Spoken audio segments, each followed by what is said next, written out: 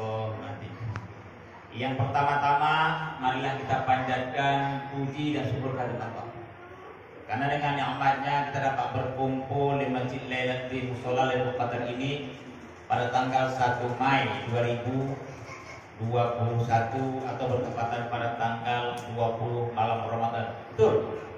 Masya Allah, tak terasa Pak ya.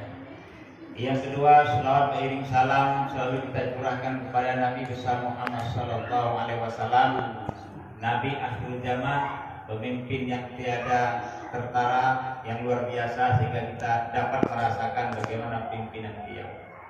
Yang saya hormati tuan-tuan guru, tokoh-tokoh masyarakat, alim-alim ulama, cendik-cendikiawan yang berada di Desa Marenda Perkebunan ini. Cuma malam ini saya nggak nampak Bang Jaka. Mana nih beliau nih? Ada informasi? Mana? Kira-kira harus saling kayak gitu. Kadang-kadang kita nih gak bilang apa ya, sholat lagi bersama, kadang-kadang nggak saling kenal. Datang dia mau nggak, saya pantau. Nah, karena kayak Bang Jaka ini saya lihat ada kemiripan kayak beliau ini saya lihat. Di musola mana itu? Di musola Jalan Baja nggak saya masuk. Saya bilang Pak mirip kan kayak Bang Jaka. Masa sih Pak? Masa sih Pak? Jaka mana Pak? Katanya banyak Jaka, Jaka Tembung, Jaka mana, Jaka Pikir. Perasaan saya Jaka, tapi mirip. Alhamdulillah. Dia sibuk juga gitu. Karena begini, ada di masjid, kadang-kadang begini, ada di musola, kadang-kadang begini. Ada malam pertama Ramadan, sibuk nggak karuan itu. Bahkan akan macam dia lihat punya musola itu masjid itu, sana terus segala macam gitu. Habis itu hilang gitu ya kan. Udah gitu mau dekat jaga-jaga itu sibuk lagi dia saja. Bukan ke sini dia seakan-akan sibuk, seakan-akan pikul, beras segala macam. Ini sebetulnya bangga juga sih orang begini. Tapi saya lihat di mana-mana masjid atau ya bangganya ada kepedulian dengan apa namanya itu soal masjid. Saya bukan Bang Jaka, jadi enggak sampai poin Bang Jaka. Nanti Bang Jaka sampai beda nih. Enggak ada sampai poin dengan Bang Jaka.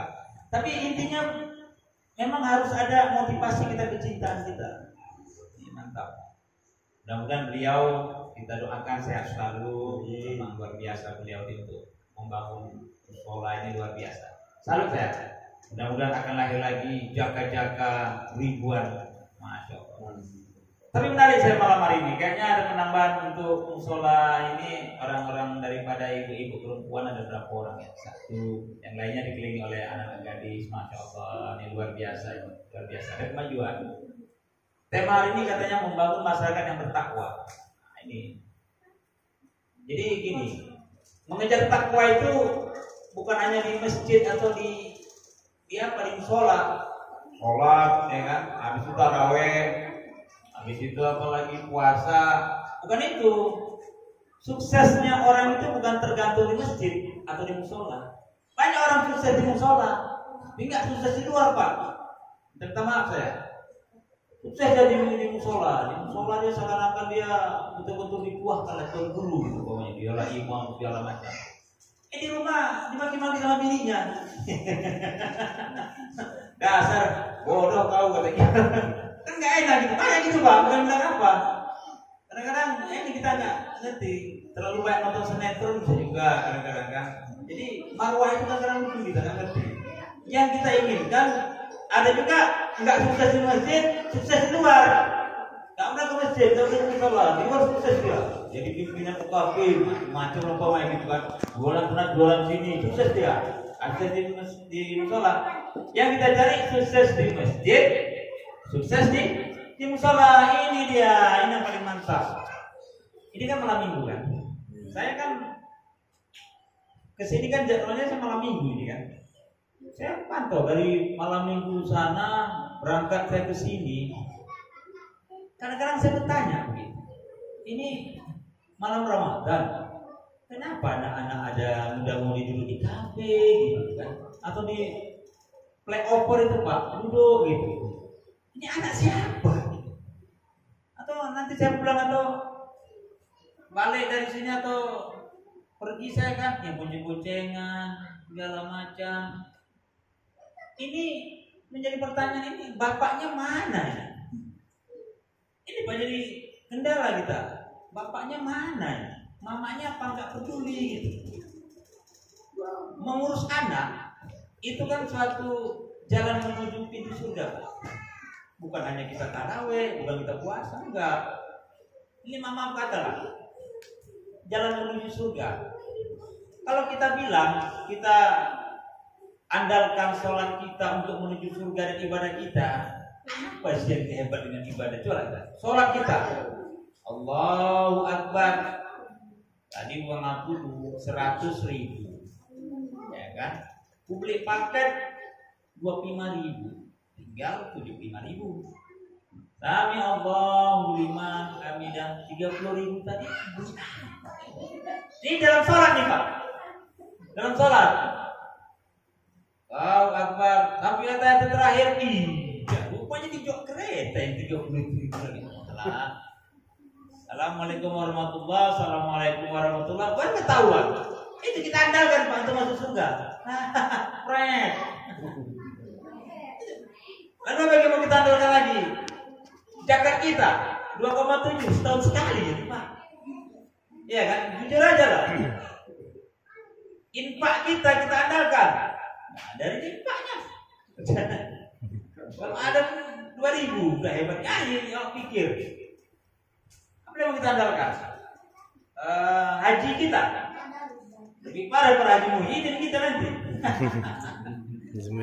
Ya kan Mas, apa yang kita andalkan? Nggak ada Pak, nggak bisa Kak menuju surga. Mengurus anak ini jalan pintu menuju surga nih Pak. Bukan bilang main-main Pak. Allah titipkan anak ini 3 orang sama kita.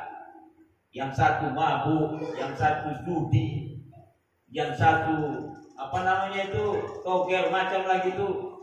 Kira-kira yang nitip marah apa enggak? Marah. Masuk penjara dia namanya. Karena masalah apa ini? Janda nanti apa namanya itu? Kemanakan apa namanya Pak? Kalau dia kawin sama anak kita, dia apa namanya? Mantu kita. Janda dia. Janda ini macam-macam Pak. Ada janda kembang. Janda kembang ini semua tergila-gila Pak. Yang mau tua yang udah tergila-gila janda kembang. Wajar, sah-sah aja. Ya kan Pak ya? Semua tergila-gila. Yang kedua ada janda kuncup. Janda kuncup ini baru kawin suaminya gul. Kasus narkoba, gul suaminya. Ini janda kuncup Pak. Baru ada janda top, 2 ompong peok. Bila juga kalau yang tua ompong peok dia punya apa namanya itu? Mobil apa namanya itu? Pajero. Enggak tergila-gila. Mas. Boleh tua ompong peok. Pajeronya bro. Baru ada janda kembang kempis. Ini tiap mau dekat malam takbiran, di mana-mana suasana penyambutan apa bulan apa, ini janda kembang kempis Pak. Aduh. Walaupun orang banyak melarikan diri, ya tapi malu-malu aja. Namanya janda musiman namanya itu janda kembang kempis. Intinya ini Pak, mengurus anak ini adalah jalan menuju kita untuk menggapai maghfirah Allah Pak. Apa itu bukan jalan menuju surga Pak? Pertanyaannya, anak siapa yang kelihatan? Coba tanya. Coba ada.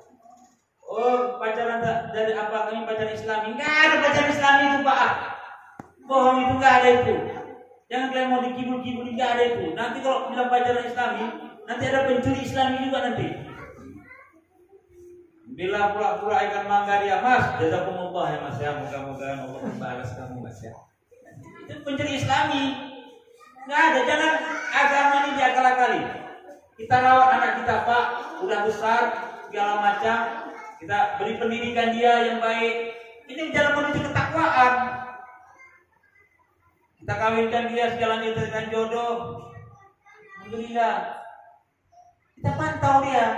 Yang lucunya bapaknya jadi bilang, subhanallah lagi mabuk, anaknya kok cewek itu mana? Mana ini? Ini gayanya udah gaya Eropa diperkuat. Gaya apa namanya ini? apa seakan-akan untuk menghancurkan agama ini nggak harus jauh-jauh nih, anak-anak muda yang diracuni. Supaya lupa mereka, nggak tertarik untuk datang ke musola, nggak tertarik untuk datang sholat tarawih, diracuni. Kalau memang anak itu yang sudah membuat kali kawin, mari kita kawinkan Pak. Jangan sampai kita yang berdosa. Pak, ini orang loh. Wah itu kan rajin kali sholat di masjid apa di musola itu kotor, tapi ya betul. Kenapa dia masuk neraka? Udah nggak dengar katanya, peduli sama anaknya dia. Oh, gitu rupanya. Mana tahu ini mana cerita. Bapak nggak pernah dengar kisah macam mana pelacur itu masuk surga, Pak. Banyak itu Pak, kejadian itu Pak, pelacur masuk surga. Loh, umpamanya, jumpa dia di sana. Loh, Mbak kok ada di surga? Tapi kan Mbak yang itu, iya Mas, saya tahu Mas. Loh Mbak, tapi Mbak yang itu, iya Mas, saya tahu Mas. Pelanggan juga sama saya. Umpamanya gitu Mas. Loh, kenapa Mbak bisa masuk ada di surga ini? Saya dulu waktu malam 20 Ramadan, saya lewat di Masjid Lailatul Qadar. Ada rupanya Ustaz ceramah. Baju Ustaz itu batik-batik. Umpamanya batik-batik baju Ustaz itu, sarungnya warna hijau. Enggak tahu lah saya itu apa dia ngomongnya, tapi dia ngomongnya bulan ampunan Pak. Di situ saya tobat. Saya jauhkan semua perbuatan-perbuatan yang tidak diingkari oleh Allah. Saya sujud sholat saya sholat tobat. Saya beriman kepada Allah. Saya tinggalkan semuanya. Saya ajari anak saya supaya beriman kepada Allah. Apa nggak luar biasa Pak? Ini contoh. Nanti di akhir zaman, kurasa zaman-zaman kayak kita ini hari Rasulullah, akan datang satu zaman nanti ketika ada orang baik, tanya gitu, dan hanya membuat maksiat itu bukan makin hilang, makin mengusir maksiat aja. Tolong jangan buat maksiat di sini, jangan berzina di sini, jangan kau isap narkoba di sini. Kalau perlu kau jauh-jauh sana, jangan di sini.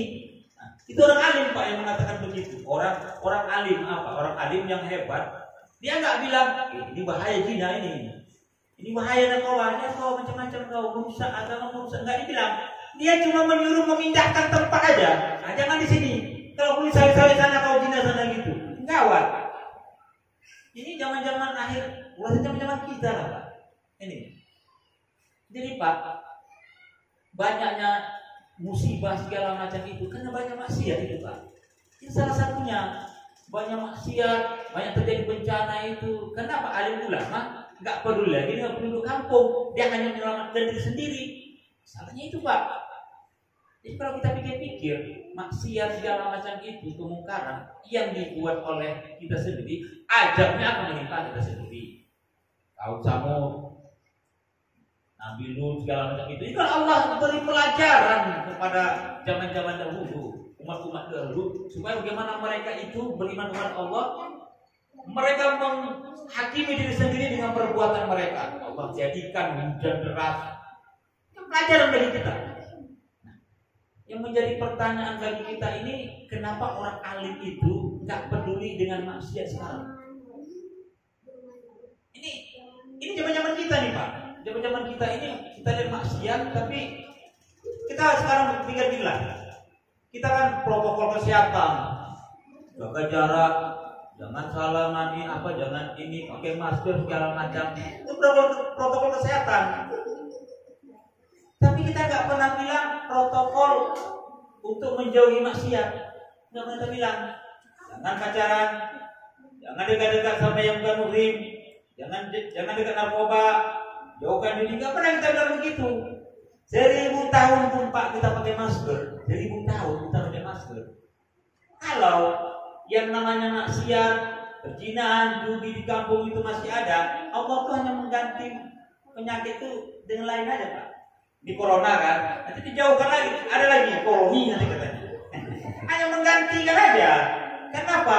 Maksiat banyak, kemungkaran banyak, tapi penduduk yang setempat, yang alim ulama nggak mampu lagi untuk mengatakan bahwasanya ini bahaya, nggak lagi. Apa beda muslim dengan muslim? Kalau muslim itu alim pada dirinya sendiri, tapi nggak peduli dengan orang lain. Oh bapaknya rajin, adiknya mantap, luar biasa, puasa Senin Kamis gak tinggal. Anaknya pakai rok mini dibawa bonceng sana, bonceng sini, sampai kubur-kubur sana nggak peduli ya. Itu muslim. Tapi kalau muslihun, dia baik, tapi kalau bisa orang lain pun baik juga. Yang kayak gini yang payah nih Pak. Dia baik. Kayak mana orang itu harus baik lah. Paling tidak kita kalau ke surga sama-sama. Jangan hanya menjadi panitia surga sendiri Pak. Kan begitu. Contoh. Ini contoh Pak ya. Kalaulah kita mencegah kemungkaran, man ra'a minkum mungkaran falyughayyirhu biyadihi. Falyughayyirhu biyadihi, dengan tangan. Apa dengan tangan itu? Kekuasaan, jabatan. Nah, makanya kita kemarin itu kenapa perlu peduli dengan mau saya siapa? Kalau perlu sekarang begini, alim ulama tuh mencari pemimpin, diajukan ke partai politik, baru mantap. Ini enggak, partai politik yang mencari pemimpin, entah itu pemimpin titipan, datang pakai semacam doanya. Assalamualaikum warahmatullahi amin. Itu misi dan visinya nggak tahu. Itu apa? Saya mana mau tuh Pak? Kalau saya orang miskin saya tak bisa disuruh dibaca doa nanti sering tuh Pak. Kalau saya di Medan nanti kalau bacakan doa sana yang ada apa itu mau datang dia. Tahu saya itu apa? Kita kan mau pemimpin kita ini membuat perda-perda peraturan daerah, pakai jilbab, betul nggak? Jangan keluyuran yang enggak. Udah mau itu diawas. Ini kan perda-perda. Kedi-kedi tua, umpamanya kedi-kedi apa segala macam bukan nggak boleh. Tapi ini kata jangan dekat masjid. Ini namakan perda untuk melindungi orang-orang yang betul-betul yang bertakwa. Jadi nggak ada timpang tindih dia. Ini kita untuk memilih pemimpin itu fungsinya di situ. Bukan asal-asal memilih pemimpin. Hebat pun saya ceramah di sini. Ya kan ceramah saya hebat, 2 jam dulu segala macam. Cuma untuk bulan Ramadan saja. Habis bulan Ramadan, ya udah selesai. Itu pun kalau nggak selek sama BKM. Kalau selek, saya Pak, paling nggak pandai saya ngambil hati BKM Pak. Terus terang Pak, kalau Jumatan itu mau pakai, suruh enggak. Betul Pak, nggak ada selek mau. Bukan lihat amplopnya banyak, kita jual itu kan nggak ada punya saya mau pakai tahun ini. Nggak mau pakai karena masalah saya. Tapi saya ceritakan yang baik-baik. Masa saya bisa piatu segala macam, nggak boleh bicara politik. Kita harus bicara kenapa ulama itu ditangkap, kenapa ini ada apa umat Islam ini. Bicara bagus supaya masyarakat tahu. Masa nggak boleh cerita kayak gitu? Ya nggak usah pakai, nggak usah. Makanya dakwah kita ini banyak dakwah munafiku, tahu Pak? Dakwah munafiku. Banyak pondok pesantren kan, banyak ustaz ceramah segala macam. Tapi kenapa maksiat banyak Pak? Perjudian banyak, prostitusi banyak. Di TV itu bukan nggak banyak cerita-cerita apa hebat tadi Ustaz masih tausiah, tapi kan hanya untuk menghiburkan diri, ceramah-ceramah untuk menyenangkan diri. Untuk apa ceramah menyenangkan diri? Kapan Al-Quran itu tahu? Udah linas wabenati dengan sudah Al-Quran itu mana yang badin, mana yang munafik, mana yang nggak akan pernah tahu tuh Pak. Kalau dakwah kita hanya dakwah hiburan segala macam untuk menyenangin orang-orang yang mendengar, ada itu Pak. Ustaz, nanti kalau ceramah tempat kami, kalau bisa banyak lucu-lucu. Jangan cerita yang apa ya korupsi, yang neraka nggak usah. Oh iya bukan, panggil aja pelawak atau cerita lah itu mungkin. Saya nggak boleh cerita yang gimana korupsi segala macam. Ini apa cerita korupsi sama tukang sapu? Assalamualaikum warahmatullahi wabarakatuh, jangan korupsi segala macam. Apa yang mau dikorupsi tukang sapu? Coba tanya dulu. Tukang beca, tukang bodoh, ceramah. Assalamualaikum, jangan korupsi. Apa? Dia nggak kenal APBD, nggak tahu dia mana APBD. Ya, kesempatan korupsi itu kan BUMN itu ada. Ceramah lah Ustaz itu bagaimana? Puasa ini kalau dicernakkan dalam kehidupan ini berbangsa bernegara hebat kali Pak kita puasa. Kita makan nggak ada yang tahu, betul nggak?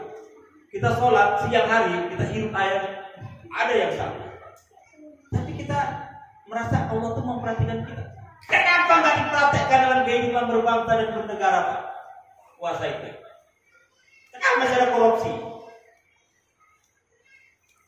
Manipulasi, haji lagi. Di kantor agama itu jual beli jabatan lagi, bukan ke alim ulama, profesor ulama lagi. Kenapa mereka berani? Karena dakwah kita hanya sebatas dakwah hiburan. menyenangkan orang yang mengundang. Biar cek mana besok itu datang lagi awak diundang. Saya ada BKM, saya bilang. Terserahlah BKM itu saya sendiri segala macam, ada uang sampai 120 juta. Kira-kira untuk apa lah uang itu nggak dipakai? Besok-besok lagi nggak nongol lagi saya jadi uangnya hilang. Kan saya cerah, maksudnya ini infak ini segala macam ini untuk apa dikumpuli uang-uang umat itu sampai 120 juta. Coba. Kalau kita lihat di Jogja sana itu 0. Apanya itu Pak? Saldonya. Dapat belikan ini, dapat belikan itu. Oh, si Wagimin nggak makan, kasih beras satu karung sama Wagimin. Dia pun semangat untuk sholat ini. Kadang-kadang orang nggak mau ke sholat aja lupa dia, karena sholat itu masjid itu nggak bisa menyelesaikan solusi ekonomi. Ada kumpul orang segala macam, cabang yang belum makan jalan datang kan biar semangat dari ke masjid. Rasulullah begitu, Pak Umar begitu dulu dinteknya. Yang miskin-miskin itu mana? Tiba-tiba tahu jadi dekat rumahnya itu goni beras. Kita kan enggak 2,7 setahun sekali. Ya kok masih hidup.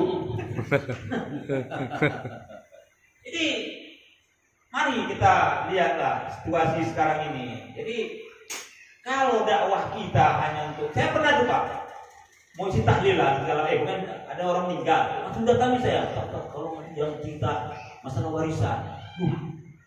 Bisa. Islam ini kan harus jelas. Bukan meninggal bapaknya, berapa dapat istrinya?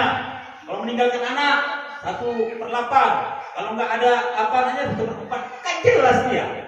Carilah agama yang ada pembagian warisan. Cari agama, saya mau tahu mana agama yang ada kitab sucinya mengajarkan ini warisan ini bagi-bagi. Nggak ada Pak, saya agama Islam Pak. Masa kita nggak boleh cerita begitu? Apa yang mau saya ulang lagi saya cerita kayak gitu?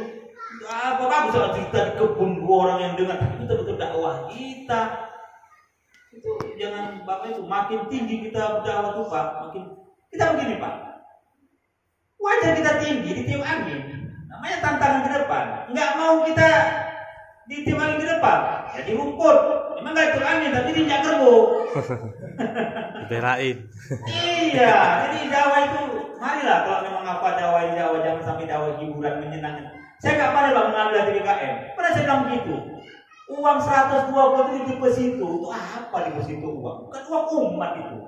Pergunakanlah untuk umat. Apa kebutuhan umat masjid? Namanya dia nggak ada gerobak sate. Ayo kita buat dengan uang umat ini. Nanti modalnya kita balikkan lagi untuk masjid.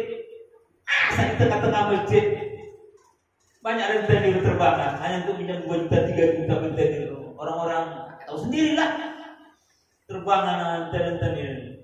Padahal bukan nggak banyak uang 120 juta itu. Apa yang kau bisa? Kau mau apa kira-kira? Aku Pak pandai lele Pak. Bagaimana sistem lele itu? Biar masjid kita biar memproduksi lele. Apa yang kau bisa? Lele. Oh bagus, kita buat. Kita pasarkan lele. Kau bisa apa Tom? Kau gitu. Aku Pak pandai Pak jual kerupuk. Kau buat kerupuk. Berapa kira-kira bulan? 3 juta. Siap, kan? Ada kerja kan? Masjid itu bukan hanya untuk bulan Ramadan aja. Bulan Ramadan baru sibuk. Apa? Habis bulan Ramadan sunyi kayak mesiu. Mesiu. Apa? Zaman Rasulullah itu masjid itu untuk semua ada, menyambut tamu. Untuk perperangan pun di situ. Perang nggak? Lagi sekarang kan? Untuk apa lagi? Untuk orang musafir, semua ada di situ. Orang kawin ada, masjid itu fungsinya banyak. Untuk sentralisasi ekonomi. Kenapa orang banyak lari dari Islam segala macam itu? Karena nggak ada memperhatikan umat Islam sendiri ya. Mampus kau situ. Nggak mungkin kita biarkan dia terjerat. Kalau hanya datang Ramadan ini setahun sekali hanya kita membagi zakat segala macam, terlalu jauh itu Pak. Terlalu jauh. Yang pertama. Orang kedua, Palian sati pagi disani dengan kata-kata. Yang tadi itu yang membuat DPR, maka DPR yang memperjuangkan umat Islam. Yang kedua ini dengan kata-kata, kita kan segan nih. Ada orang nyabu gitu, ada orang nggak berani kita ngomong itu. Kita wajib menegur, bukan berarti nggak mau tahu kita. Mampu saja anak siapa? Jangan Pak.